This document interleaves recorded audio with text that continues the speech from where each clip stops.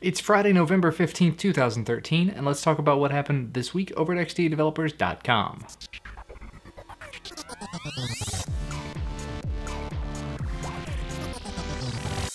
First up, in a bit of excellent news, Google announced this week that they were going to be rolling out Android 4.4 to the Nexus 7, the Wi-Fi editions, and the Nexus 10 over the air immediately. And of course, as that goes, whenever the first person got their hands on it, the links became immediately available through XDA and a bevy of other websites. But what's better than that, the factory images and binaries have now been made available for the Nexus 4, the Nexus 7, 2012 and 2013 editions, both the Wi-Fi and the mobile versions, and supposedly the Nexus 10, though at the last time I looked at the factory images site, it's not showing anything for the Nexus 10.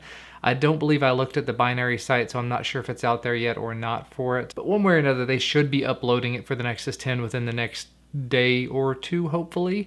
The OTA images you can always find. There are links over on the XDA site. I'll have the link to that down in the video description. I totally haven't been running 4.4 on my 2012 Nexus 7 or anything.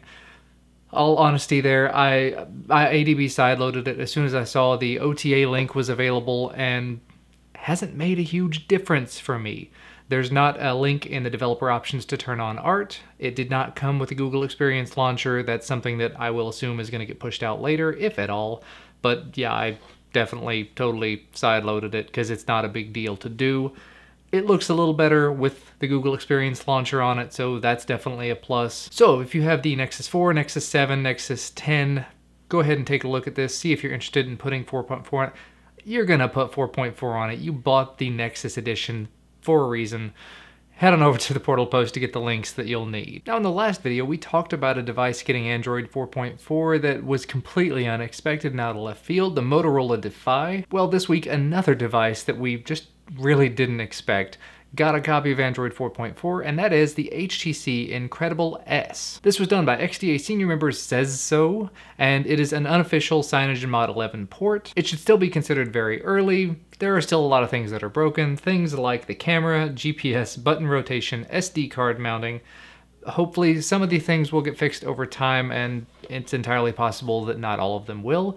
But still, to see a device of this age getting the latest, greatest version of Android, it does speak volumes of the community and dedication to these older devices. And speaking of devices getting ports of Android 4.4, XDA senior member New McClaw and his development team have put together a version of Android 4.4 based on an early build of CyanogenMod 11 for the Samsung Galaxy S3 Mini. And this is actually a pretty big development step simply because the chip that comes in the Galaxy S3 Mini, the company that made it kind of just disappeared, so of course there's not been any updated drivers, there's not been any updated anything, because the company's gone. As with all of the other Android 4.4 builds at this point that are not official, there are still bugs in this one, things like the camera and the SD card mounting, but the people are working on it, and the list of things that are working is growing, the list of things that are not working is shrinking slowly, so it's a good thing. So looking back over the last two stories, if you have the HTC Incredible S, it will probably be entertaining to go ahead and see if you can get Android 4.4 running on it.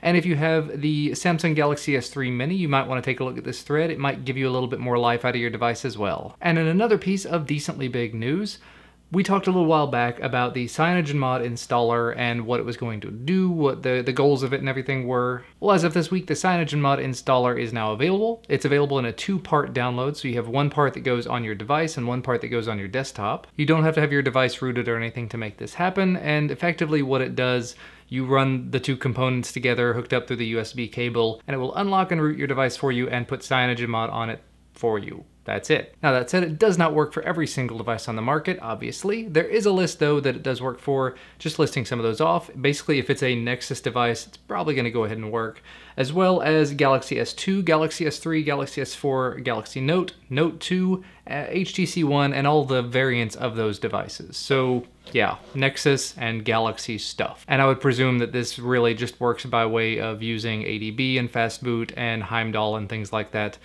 all wrapped up in some pretty gooey stuff to make it easier for entry-level users. So if you have one of these devices and you have not already installed CyanogenMod on top of it, you may give this a shot just to see if you can quickly and easily get it up and running. And the last thing I thought I would talk about, Google Glass. It's a cool, hot topic. Lots of people want it. Lots of people have it. Not as many as want it, of course. Well, in the last few weeks, last month or so, Google opened it up to invites, where people that have Glass could invite other people to get Glass. Well, to take it one step further, this week the Glass team have gone ahead and opened up a website where you can request a Glass invite. So if you don't have one already and you're interested in buying one, you can go to this website to be put on a list to be invited. As far as when you'll actually receive the invite, that's sort of up in the air. Nothing is guaranteed. If I had $1,500 to throw at it and could actually justify paying $1,500 for that,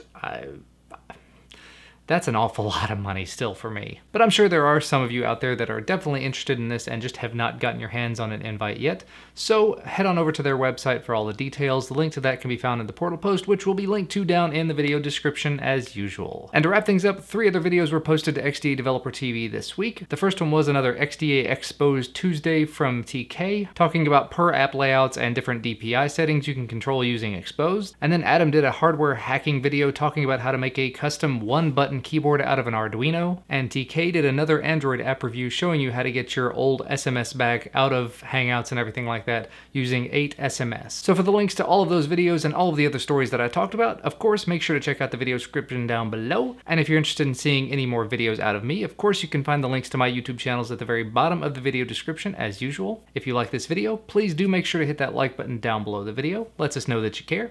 And you can subscribe to receive our content as soon as it becomes available. Thank you so much for watching, and I will see you again on Monday.